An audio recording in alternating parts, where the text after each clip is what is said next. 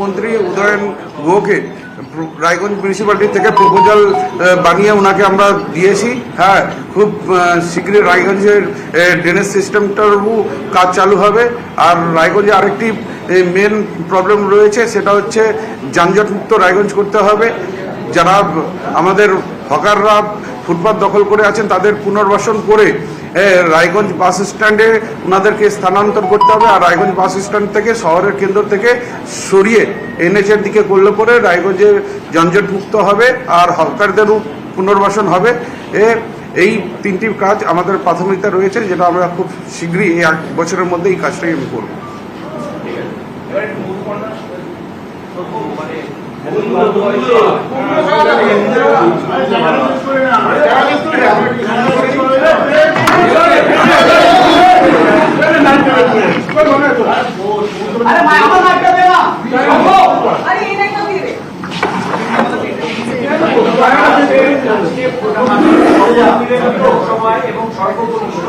বিধায়ক হিসেবে কেমন, মানে অনুভূতিটা কেমন? প্রথমত এটা আমার লাইফে ফার্স্ট কি এত কম বয়সে আমি এত দূর আসতে পেরেছি, এটা আমার মানে লাইফে এর থেকে বড় পায়না হয়তো আমি কখনো পাবো না। প্রথমত নার্ভাস ছিলাম, প্রথমবার আমার নার্ভাস ছিল। যাই হোক, মা যখন ছিল সেটা পেয়ে গেছে, একটা স্ট্রেংথ পেয়ে গেছি না, মা ওরা আছে, সবাই আছে, একটা স্ট্রেংথ দিয়েছে। শুধু নয়, এটা আমি শুধু আমার জয় নয়, এটা বাগদার জয়, মমতা ব্যানার্জির জয়, আমাদের মতুয়া ধর্মের জয়। ওদের জন্য আমি কাজ করতে পারি, ও সুযোগ ওনারা আমাকে দিয়েছে, ওনাদের হয়ে যেন আমি কাজ করতে পারি। ওনাদের সুযোগ দিয়েছে যখন, আমি ওনাদের পাশে দাঁড়াবো। সেই ভালোবাসাটা আমি ওনাকে ফিরিয়ে দেবো। এবার প্রথম কাজটা যখন ক্যাম্পেনিংয়ে গেছি, প্রতিটা বাড়িতে গেছিলাম। ওখানে ব্রিজের খুব সমস্যা, রাস্তার খুব সমস্যা, লাইটের। এই 3টে কাজ আমার ওনাদের কথা দিয়েছি কি আমি যখন বিধায়ক হয়ে আসবো, ওনাদের ঘরের মেয়ে হয়ে আমি ওনাদের পাশে দাঁড়াবো। এই 3টে কাজ আমি করবো।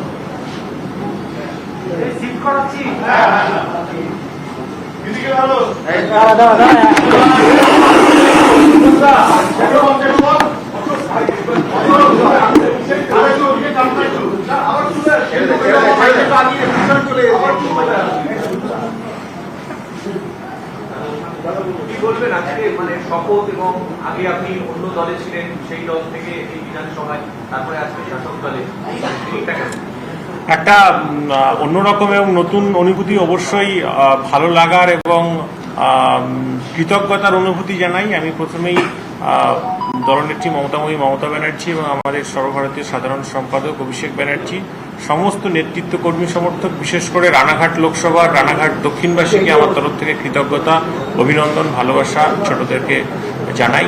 সেই সাথে সাথে এই নতুন করে জয়, বিগত 3 বছর ধরে যে অসম্পূর্ণ কাজ আছে সেগুলোকে সম্পূর্ণ করা এবং সেই সাথে সাথে আগামী দিনে আরও বেশি করে মানুষের পাশে থাকা, সবসময় উদ্বাস্তু মতুয়া সহ সমস্ত ধর্মের বর্ণের মানুষের পাশে থাকার চেষ্টা করব। সেই সঙ্গে সঙ্গে আমরা এটাও জানাতে চাই যে আমাদের ওথ আজ হলো, আমরা অত্যন্ত আনন্দিত, গর্বিত, উচ্ছ্বসিত যে আমরা আজ থেকেই বিধানসভায় পার্টিসিপেট করতে পারছি। আমরা স্পিকার সাহেবের প্রতি কৃতজ্ঞ। সেই সঙ্গে সঙ্গে এটাও বলার যে আমি বিশেষ করে রানাঘাট দক্ষিণের এমএলএ হিসাবে আমরা অলরেডি প্রায় 8টি-9টি রাস্তা, 4টি পাবলিক টয়লেট সহ একাধিক হাইমাস সহ একাধিক প্রকল্প আমরা বিভিন্ন ডিপার্টমেন্ট এবং জেলা পরিষদকে জমা দিয়েছি। আমি আমার এমএলএ কোটার টাকা পাওয়ার পর থেকে যে অন্যান্য সার্বিক সমস্যাগুলো আছে সেগুলো মেটানোর চেষ্টা করব। নপাড়া মাসুন্দাতে একটা নদীর উপরে ব্রিজ, সেটা আমি কনসার্নিং ডিপার্টমেন্টকে জানাবো অবশ্যই। আমার বিধানসভায় সেইভাবে কোনো কলেজ নেই, সেটাও করা সম্ভব কিনা দেখব। আমরা কুপার্সে একটা সেন্ট্রাল গভর্নমেন্টের হসপিটাল ছিল, সেটা বন্ধ হয়ে পড়ে আছে, সেটাকেও কীভাবে স্টার্ট করা যায় সে নিয়ে আমরা নজর দেব। সঙ্গে সঙ্গে গাংনাপুর সহ বিভিন্ন হাসপাতালের ডক্টর, প্যারামেডিক্স, নার্স এবং সমস্ত সিস্টেমের ডেভেলপমেন্টের জন্য আমরা চেষ্টা করব, সচেষ্ট থাকবো যে সমস্ত মানুষের সঙ্গে সবসময় পাশে থাকার। একটা প্রশ্ন, যে যেহেতু আপনি সদ্য তৃণমূল কংগ্রেসে এসেছেন, আপনার এলাকায় কাজ করতে গিয়ে বিজেপির সঙ্গে বা অপোজিশনের সঙ্গে মানে কতটা আরো কি লড়াইটা আরো কঠিন হবে, ব্যাপারটা কেমন? দেখুন, রাজনীতির ক্ষেত্রে লড়াইটা সবসময় থেকেই যায়। আমি মনে করব যে এই লড়াইটা আরও কঠিন, কারণ আগামী 2 বছরের আগেই আমাদের আবার বিধানসভা নির্বাচন থাকবে, জেনারেল অ্যাসেম্বলি ইলেকশন থাকবে। সেখানে আমাদের ফোকাস রাখতে হবে। বিশেষ করে আমি সমস্ত এলাকার মানুষের সাথে, সেটা রাজনৈতিক দলের ঊর্ধ্বে উঠে, ধর্মের ঊর্ধ্বে উঠে সমস্ত মানুষের পাশে থাকব। আর বিশেষ করে এই এলাকার উদ্বাস্তু, মতুয়া, রাজবংশী, পিছিয়ে পড়া অংশের মানুষ যারা ওপার বাংলা থেকে এসছেন, সব ধর্মের বর্ণের মানুষ, তাদেরকে এটুকুই বলতে চাই যে বিজেপি এর মাধ্যমে আপনাদের নাগরিকত্ব কেড়ে নেওয়ার আইনের শিলমোহর দিয়েছে, তার বিরুদ্ধে দাঁড়িয়ে মমতা ব্যানার্জি, অল ইন্ডিয়া তৃণমূল কংগ্রেস আছে। আপনারা নিশ্চিন্তে থাকুন, আমি আপনাদের পাশে সবসময় থাকবো, সকলের পাশে থাকবো।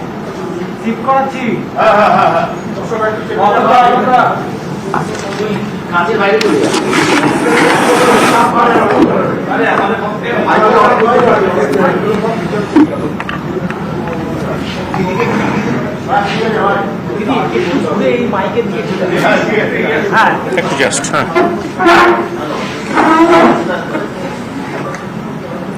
প্রথমেই যেটা জিজ্ঞেস করা যায়, 2 বছরের মতো মানিকতলা বিধানসভা কেন্দ্র আদালতে ছিল এবং সেখানে বিধায়ক হিসেবে করেছিল, এবং তারপরে অনেক লড়াইয়ের পরে আজকে আপনি শপথ গ্রহণ করলেন।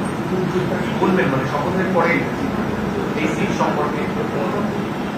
কাজ তো চলছিল ভাই, কাজ তো বন্ধ হয়নি, লাগাতার কাজ যার নিজস্ব গতিতে চলেছে। এমন নয় বিধায়কহীন হওয়ার ফলে আমার এলাকার মানুষ কিছু থেকে বঞ্চিত হয়েছে। প্রত্যেকটা আমার অফিস চালু ছিল, আমাদের কাজ চালু ছিল। হ্যাঁ, যেসব ক্ষেত্রে শিলমোহরের দরকার হয় আমি পার্শ্ববর্তী বিধায়কদের বলে দিলাম তোমরা সই করে দাও, এবং তারা জানতেন আমি যেসব কেস পাঠাচ্ছি সমস্ত জেনুইন কেস। তো সেক্ষেত্রে আমার ফুল ফ্যামিলি ছিল মানুষের কাজে। যে কাজ করা ছিল সেই কাজের ওপর আমাকে একটু টাচ আপ দিতে হবে। কোনো কারণে তাদের বুঝতে দিইনি যে এলাকায় বিধায়ক নেতারা ছাড়তে রাজি ছিল না আমাকে। আপনারা জানেন যারা উত্তর কলকাতার রাজনীতি সম্পর্কে মানিকতলাকে চেনেন, তারা কোনো কারণে আমাদের ছাড়তে রাজি ছিল না বলেই আমাদের উপর আস্থা ভরসা এমন জায়গায় পৌঁছেছিল যে কোন কাজটা আমি এই সময় করতে পারবো, এই সময় তাদের দাদা নেই, আমরা পারবো না, সেসব তাদের কোনো চিন্তা ছিল। তারা জানতো এই বাড়িতে দরজায় এসেছি, কাজ হয়ে যাবে। সাধ্যমতো যে আমি যখন থাকি, আমার ফ্যামিলি, তারা প্রত্যেকে দাঁড়িয়ে থেকে সে কাজ করেছে। মানে যেটা জানার কথা সেটা হচ্ছে যে সাধনদার সিট এবং এতটাই জনপ্রিয় ছিলেন সেই এলাকায়, সেখানে মার্জিনটা এই উপনির্বাচনে অনেকগুলো ফ্যাক্টর ছিল, কিন্তু সেখানে আপনি প্রায় 3 গুণ বেশি মার্জিনে জিতলেন, 60,000-এর উপর। লোকসভায় যা ভোট হয়েছিল তার থেকে বিধানসভা উপনির্বাচন 63,000 সেটাই বললাম, 312 20,000 মার্জিন, তারপর লোকসভা দলে 3,000, এবং সেখানে এতটা মার্জিন, মানে সেখানে আপনার বিরোধী দল বা বিজেপি যারা ছিল সবকিছু মিলিয়ে কি বলবেন আজকে বিধায়ক? মুশকিল হলো আমাদের এলাকায় বিজেপিও আমাদের ভোট দেয়, সিপিএমও আমাদের ভোট দেয়, আর কংগ্রেস সবাই ভোট দেয়। কারণ ওখানে এক তো মাননীয় মুখ্যমন্ত্রী, তার সিম্বলের একটা মাহাত্ম আছে, তার সাপোর্ট আমাকে বিরাটভাবে কাজ দিয়েছেন, মমতা পার্সোনাল সাপোর্ট দিয়েছেন আমাকে। আর সেক্ষেত্রে আমি তো যথেষ্ট কৃতজ্ঞ। আর মানুষের সবচেয়ে বড় কথা যেটা দেখলাম, মানুষের প্রচণ্ড আস্থা, মানুষের আস্থায় তারা চার্জ ছিল। একেবারে যেমন চাতক পাখি দীর্ঘদিন জল না পেলে ছটফট করে জলের জন্য, মানুষ নির্বাচন চাইছিল। আমাদের পলিটিক্যাল কর্মীরা এবং তাদের অ্যাসোসিয়েটসরা নির্বাচনটা চাইছিল, এবং তারা বোঝাতে সক্ষম হয়েছিল সাধারণ মানুষকে যে নির্বাচনটা কত প্রয়োজন, তাহলে আমরা আরও বেশি কাজ করতে পারবো। দাদার যে প্রচুর স্যাংশন হয়ে আসা ফাইলগুলো পড়ে আছে, আপনারা হয়তো জানবেন বাজেট অধিবেশনে দাদা মৃত্যুর ঠিক আগে একটা ব্রিজের দাদা প্রপোজাল দিয়েছিলেন, যেটা মাননীয় মুখ্যমন্ত্রী বাজেট অধিবেশনে বললেন সাধনদা সারাদিন আমার সঙ্গে এটা নিয়ে ঝগড়া করেছে, যান আপনার করে দিলাম, খাওয়াবেন তো সাধনদা, লাস্ট কথা ছিল না ওটা। তো এগুলো তো রেকর্ডেড আছে। তো